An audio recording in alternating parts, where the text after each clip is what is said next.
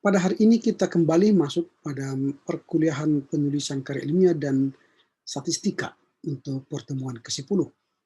Dalam pertemuan kali ini kita akan membahas tata cara penulisan catatan kaki. Baik, sambil menunggu Ferdinand, kita mulai saja. Sebelum kita mulai, kita berdoa ya. Bapa dalam sorga, kami bersyukur karena hari ini kami boleh bertemu kembali untuk mata kuliah penulisan karya ilmiah dan statistika. Berkati kami dalam perbincangan kami sehingga kami dapat memahami bagaimana tata cara penulisan yang baik dalam studi kami nantinya. Terpujilah Engkau Bapa demi Kristus Yesus. Amin. Oke, topik kita hari ini ialah tata cara penulisan catatan kaki. Walau ini sudah pernah kita singgung dalam pertemuan-pertemuan kita sebelumnya, tapi kita akan mendalami topik ini lagi supaya lebih matang ya. Nah, ini yang akan kita bahas sore ini. Topik ini akan lebih banyak nanti kita bahas dari segi praktisnya. Nah, kalau kita lihat definisi, apakah catatan kaki itu? Nah, catatan kaki ya, catatan kaki atau sering disebut dengan footnote merupakan sebutan ya, sebutan sumber, ini kan sumber dari suatu kutipan. Jadi catatan kaki itu merupakan sebutan untuk sumber kutipan. Nah, jadi catatan kaki atau footnote merupakan daftar keterangan khusus yang ditulis di bagian bawah setiap lembaran atau akhir bab dari karangan ilmiah itu. Jadi catatan kaki itu untuk memberikan keterangan, komentar, kutipan yang kita pakai menunjukkan bahwa kita menggunakan sumber kutipan atau menjelaskan sesuatu di catatan kaki, di bawah halaman. Itu di catatan kaki. Jadi kalau misalnya ini ada kertas seperti ini, di catatan kaki itu nanti di sini. Nah, ini catatan kaki di sini. Itu namanya menunjukkan sumber dari mana kita mengutip. Nah, fungsinya apa? Fungsi catatan kaki itu apa? Nanti kita bisa melihat fungsinya. Yang pertama itu untuk menunjukkan dan menguatkan pembuktian semua pernyataan. Jadi ada pembuktian atau evidensi dari sebuah pernyataan atau keterangan tentang sesuatu yang harus dikuatkan penjelasannya. Jadi itu tujuan atau fungsinya, fungsi dari catatan kaki. Kedua, untuk menunjukkan adanya peminjaman atau pengambilan dari bahan yang digunakan, Jadi kita hendak menunjukkan bahwa kita meminjam atau mengambil dari bahan yang digunakan. Lalu yang ketiga, untuk memperluas diskusi. Jadi untuk memperluas diskusi suatu masalah tertentu di luar konteks atau teks. Jadi kita buat catatan-catatan tambahan di catatan kaki itu untuk memperluas diskusi. Lalu yang keempat, untuk memberi keterangan atau petunjuk. Untuk memberi keterangan atau petunjuk. Inilah fungsi dari catatan kaki itu. Jadi ada fungsi dari catatan kaki. Nah, kemudian apakah unsur-unsur yang ada dalam catatan kaki? Ada beberapa unsur yang ada dalam catatan kaki. Yang kita lihat itu yang pertama ialah nama penulis atau pengarang. Kemudian nama dari penerjemah atau nama dari editor. Nah, itu. Jadi itu yang pertama, ada nama penulis, pengarang, ada nama penerjemah, ada nama editor.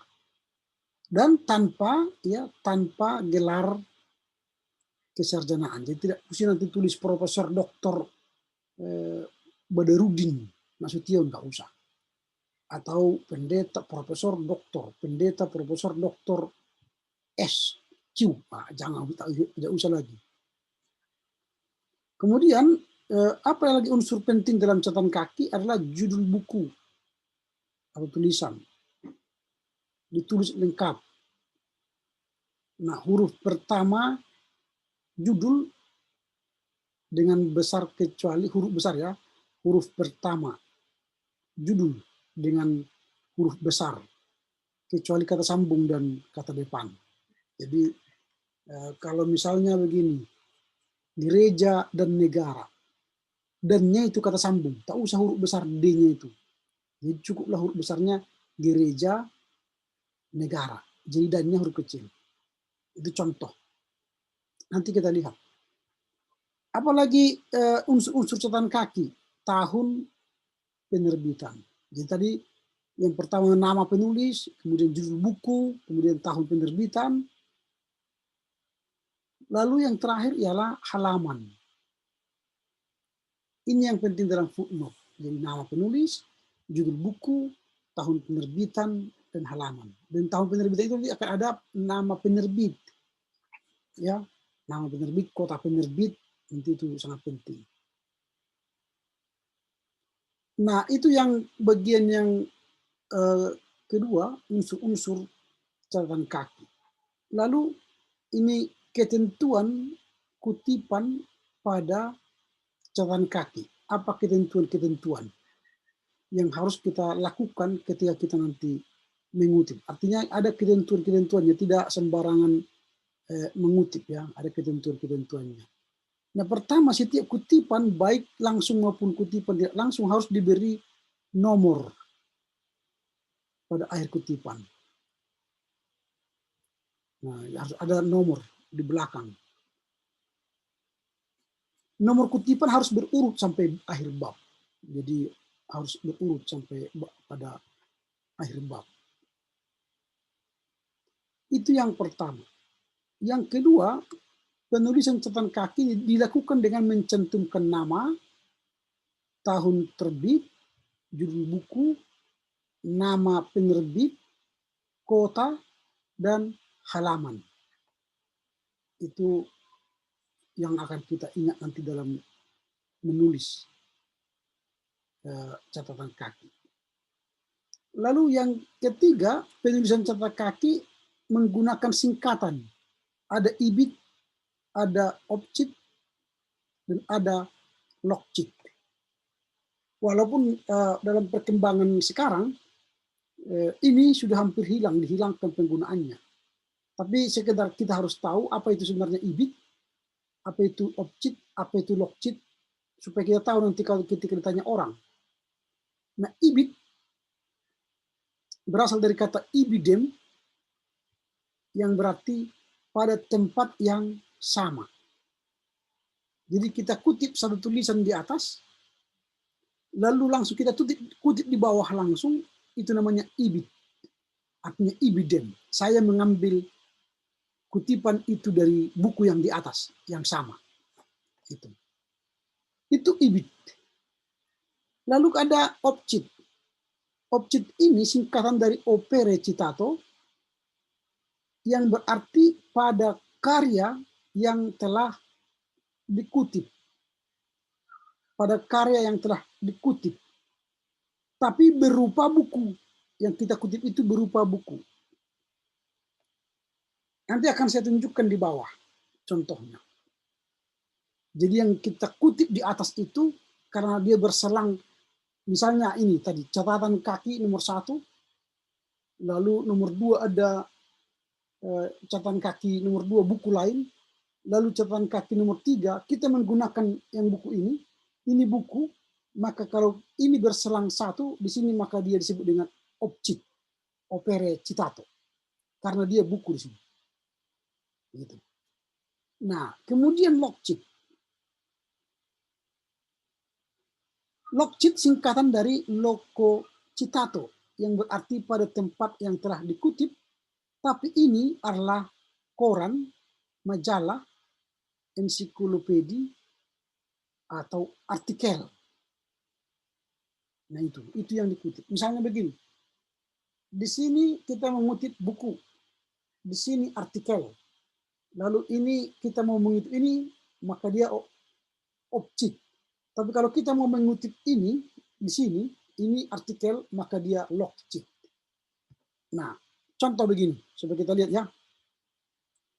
Ini buku Arthur Asa Berger dengan judul Media Analisis Teknik, terjemahan Setio Budi Yogyakarta, penerbit Universitas Atmajaya, 2000, tahun 2000, halaman 45.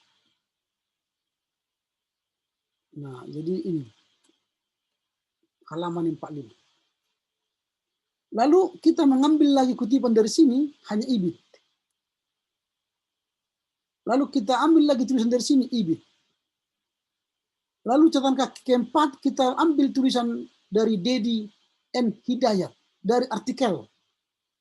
Judulnya Paradigma Perkembangan Penelitian Komunikasi, Jurnal Ikatan Sarjana Komunikasi Indonesia, nomor 2, Oktober 98, halaman 25, 26. Lalu kita menggunakan juga dari Dedi kutipannya, maka kita buat ibit. Lalu catatan kaki ke-6 kita menggunakan ini lagi, ini buku ini, mengutip buku ini. Maka kita pakailah dia objek. Nah, mengapa objek?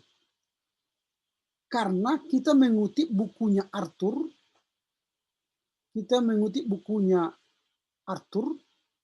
pada catatan kaki 6 di sini. Ini kita gunakan. Pada catatan kaki 6 ini kita gunakan bukunya Arthur. Ini buku. Judulnya ini buku karena dia buku. Ini buku kan? Inilah disebut dengan objek karena kita ambil dari sini. Karena dia buku. Jadi objek itu dikutip lagi setelah berselang beberapa catatan kaki, ada penulisan Dedi tadi, lalu berserang maka dia objek. Lalu ada lagi kutipan dari Hubert dengan judul artikel ini Beyond Structuralism and Hermeneutics. Baru ada kutipan lagi Francis Fukuyama, Benturan Islam dan Modernitas di koran. Lalu ada tulisan Robert, Rich Media Poor Democracy.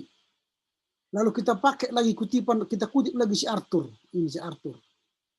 Maka dia objek. Karena apa? Kita ambil buku dia di sini. Ini bukunya tadi. Lalu kita kutip lagi dia ibit.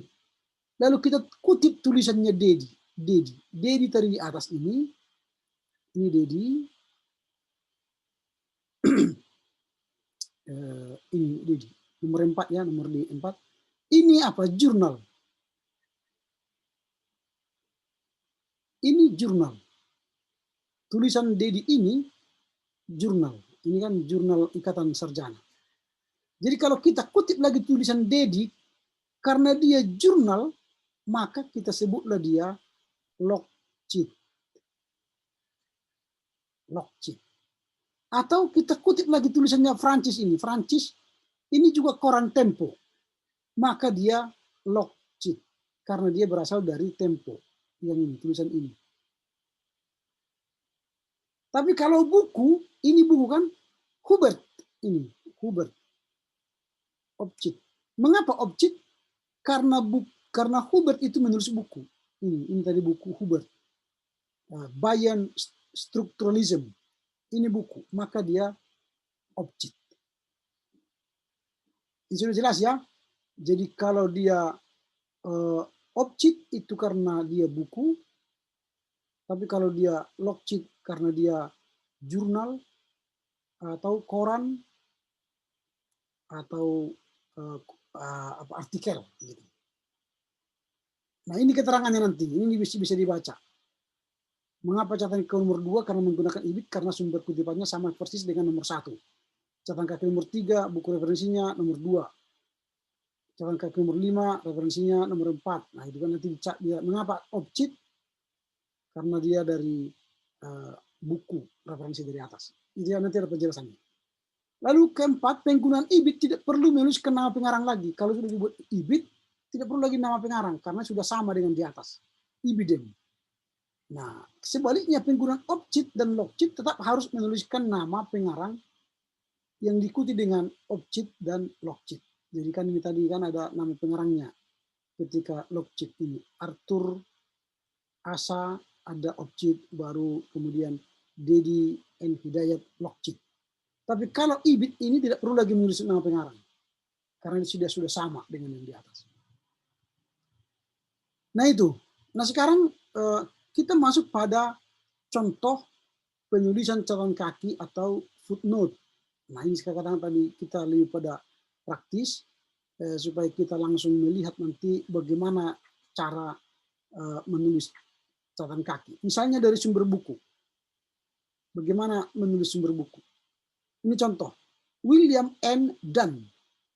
Judul bukunya Analisis Kebijaksanaan Publik, terjemahan Mujahir Darwin. Ini kota Yogyakarta. Ini Hanindita, ini nama penerbit. Ini tahun penerbit, baru ini halaman. Jadi kan tadi dia unsurnya kan harus ada nama, baru judul buku, baru dia kalau ada terjemahan, ini terjemahan, baru ada kota penerbit, penerbit, nama penerbit, tahun, dan halaman. Nah misalnya ini nama Abraham H. Maslow, judul bukunya Motivasi dan Kepribadian 2, artinya jilid 2, terjemahan Nurul Imam, kota penerbitnya Jakarta, penerbitnya Pustaka Binaman, dan tahunnya 1994, halaman 1 sampai 40. Atau contoh lain, ini nama Albert Wijaya penulisnya.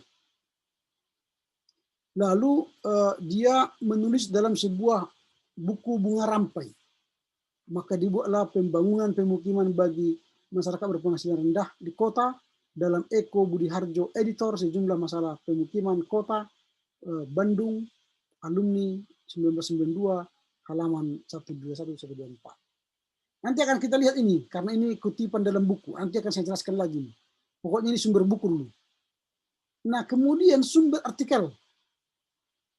Bagaimana kita mengutip sumbernya dari artikel atau majalah ilmiah atau jurnal?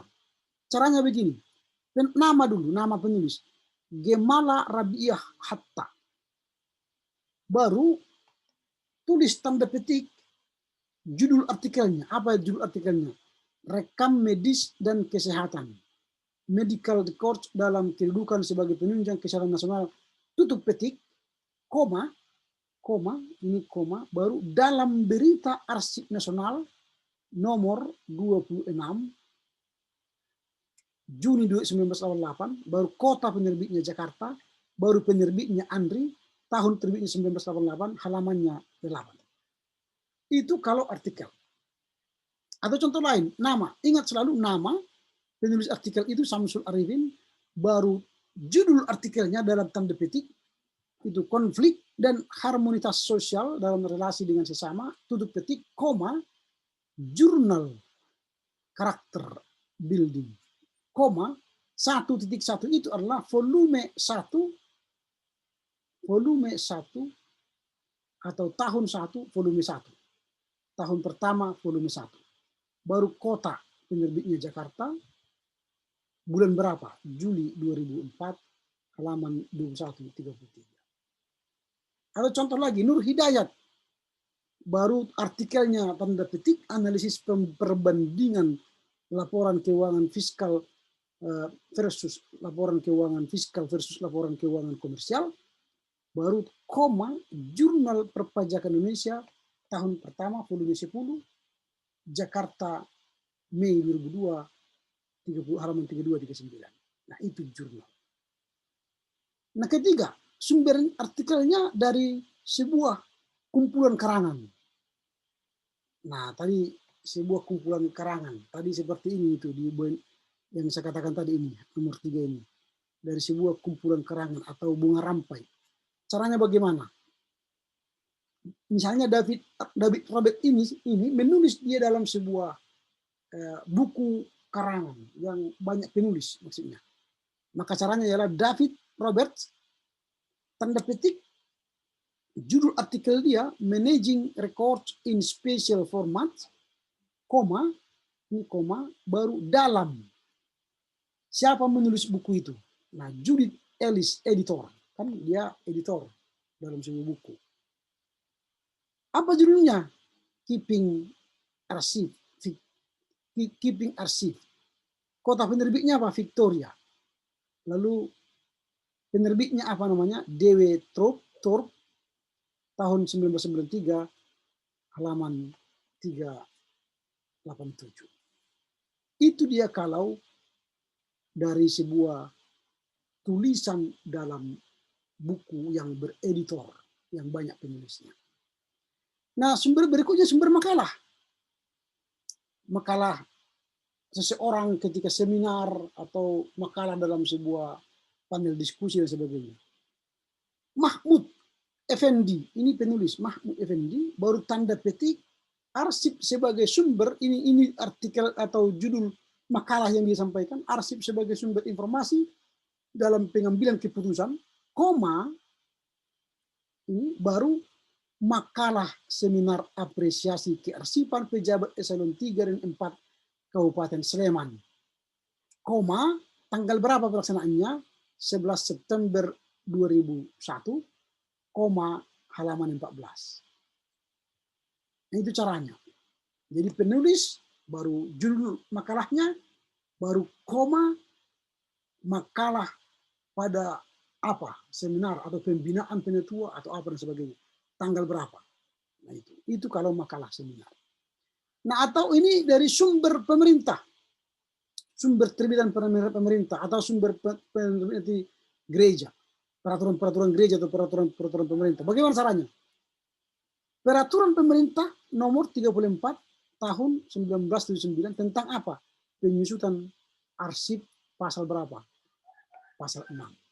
Nah, itu caranya. Jadi peraturan pemerintah, atau kalau kita nanti tata gereja di KPS tentang keanggotaan jemaat pasal 2 misalnya, gitu nanti. Kalau dia sumbernya dari institusi. Atau sumber organisasi. Misalnya, developing and operating a record rentation program dari organisasi apa? ARMA, tahun berapa? 86, halaman berapa? Halaman 52. Dituliskan misalnya tata gereja HKI, koma. HKI, koma, tahun 2005, koma, halaman 10.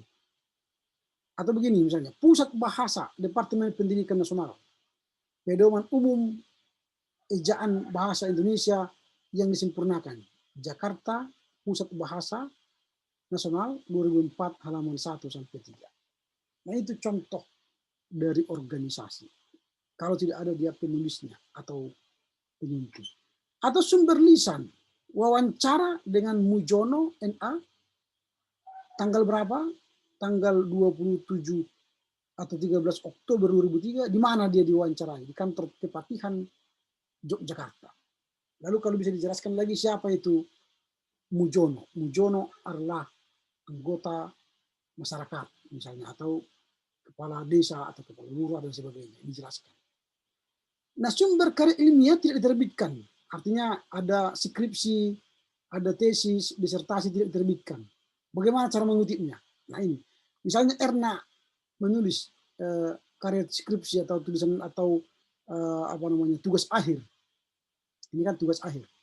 Erna Handayani dan kawan-kawan, tanda petik, perubahan pengolahan arsip aktif dari sentralisasi ke desentralisasi di PT Sari Husada. LTA, artinya ini tugas akhir, latihan tugas akhir. D3, kearsipan Fakultas Ilmu Budaya UGM. Tahun berapa? 2000, tahun 2000, halaman berapa? 28. Misalnya nanti ada kita kalian menulis, mengutip skripsi Pak di kampus kita. Nah, penulis misalnya Jugul, koma, judulnya adalah peran pemuda dalam kepemimpinan gereja, tanda petik, koma, skripsi pada SCT Abdi Sabda. Tahun berapa di skripsinya? 2019, baru halaman 30. Nah, itu caranya. Kalau dia sumber skripsi, tesis, atau disertasi. Nah, kita masuk pada jika pengarangnya lebih dari satu orang. Bagaimana caranya? Misalnya ini, lebih dari satu orang. Ini tidak usah dibuat profesornya, profesornya tidak usah. Ini, Goris Keraf dan ini masih satu orang ya. Terdiri dari satu orang, ini masih satu orang. Ini seperti ini contohnya. Goris Keraf, komposisi, Flores, misalnya Indah, 19, ini sudah biasa. Kalau dia lebih dari 2 orang, ini lebih dari 2 orang. Ini misalnya E. Jainal Arifin dan S. Amran Tasai. Kalau lebih dari 2 orang, sebutkan dua-duanya. Nama penulisnya 2. Jainal Arifin dan Amran Tasai, judul bukunya Cermat Berbahasa Indonesia, kota terbitnya Jakarta, baru penerbitnya Akademi Presindo tahun 1996, halaman 121, 140. Atau Bobby De Potter dan Mike Harnaki, judul tulisannya Quantum Business, terjemahan bahasa Riana Sution, Bandung, Kaifa, 2063-87. Atau juga Farid Elas Mawai dan Philip R. Harris dalam bukunya judulnya Multicultural Management, terjemahan John Tondo Wijoyo, tahun kotanya Jakarta, penerbitnya Gramedia tahun 1999, halaman 10-11. Itu kalau penulisnya 2 orang. Kalau penulisnya 3 orang bagaimana? Nah, kalau penulisnya 3 orang, masih ditulis 3-3. Misalnya Gibson, Ivan Sevic, and Donnelly. Judul bukunya Organisasi, edisi ke-8, terjemahan Insinyur Nunuk. Ini insinyur ini kita usah, ini tidak perlu lagi gelarnya. Terjemahan Nunuk Adiarni, Jakarta, Bina Aksara 1997, halaman 345-355. Atau Agus Sujanto, Halem Lubis, dan Taufik Hadi, judul bukunya Psikologi Kepribadian, Jakarta, penerbit Aksara 1982-120. Itu contoh kalau 3 pengarang. Nah, kalau misalnya lebih dari 3 pengarang, berarti 4, 5, 6. Apakah semua ditulis? Tidak. Jadi nanti dibuatlah begini. Kalau dia penulisnya orang Inggris atau orang luar maksudnya, Arthur J. Keown et al. Et al itu sama dengan kalau di bahasa Indonesia dengan dan kawan-kawan.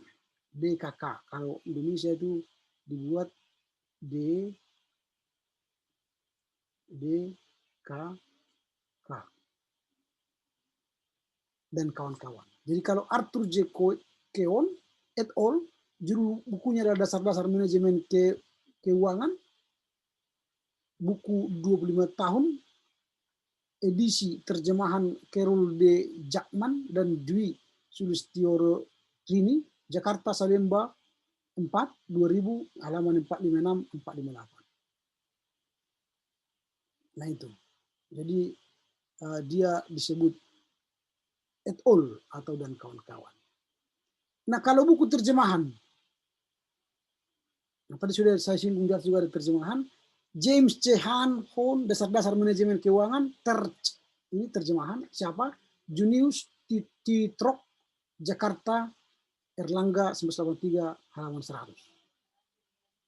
Nah, jadi ya harus ada ini terjemahan. Itu berarti dia buku terjemahan.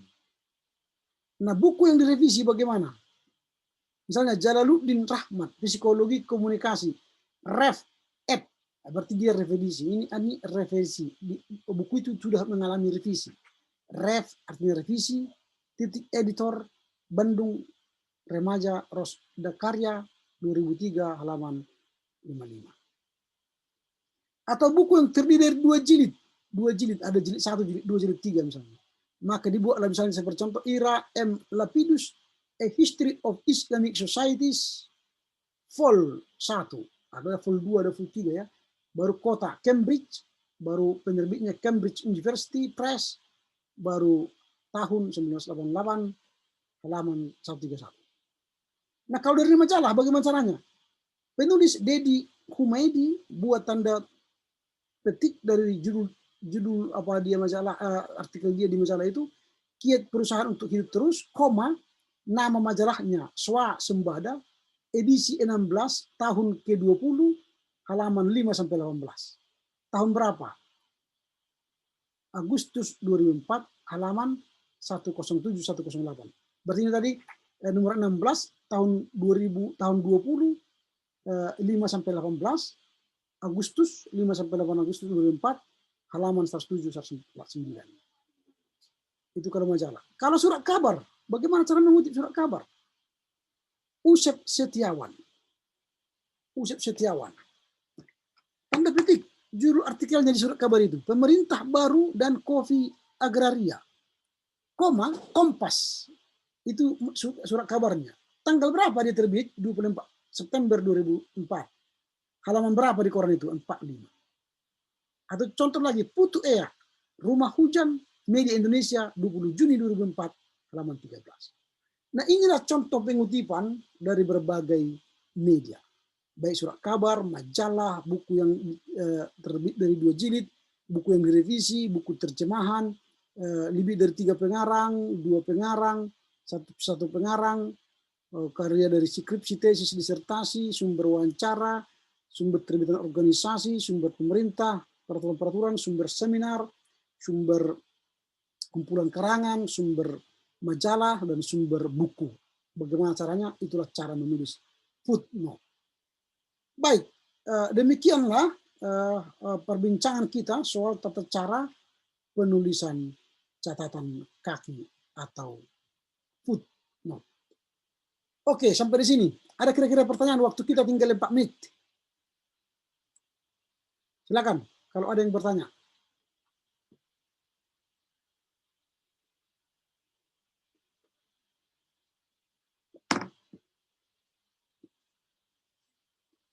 Kalau tidak ada, nanti akan saya kirim materi kita hari ini ke grup, lalu dibaca-baca lagi ulang.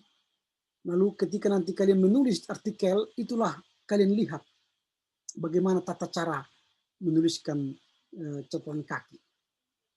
Dan nanti video ini juga akan saya upgrade, saya kirimkan ke grup supaya bisa kalian berulang-ulang membaca, menontonnya untuk latihan-latihan. Nanti kalau kalian menulis artikel, pada akhir dari mata kuliah kita nanti, saya akan menyuruh kalian membuat paper yang memenuhi kaidah-kaidah penulisan karya ilmiah. Jadi sejak sekarang belajarlah bagaimana cara membuat catatan kaki supaya paper kalian nanti bagus. Nanti ujian akhir semester nanti seperti itu ya, membuat karya ilmiah yang kalian tulis. Nanti bagaimana cara membuat karya ilmiah bagan-bagannya, beberapa minggu ke depan sampai akhir semester ini kita akan belajar. Ini masih kita belajar cara membuat catatan kaki.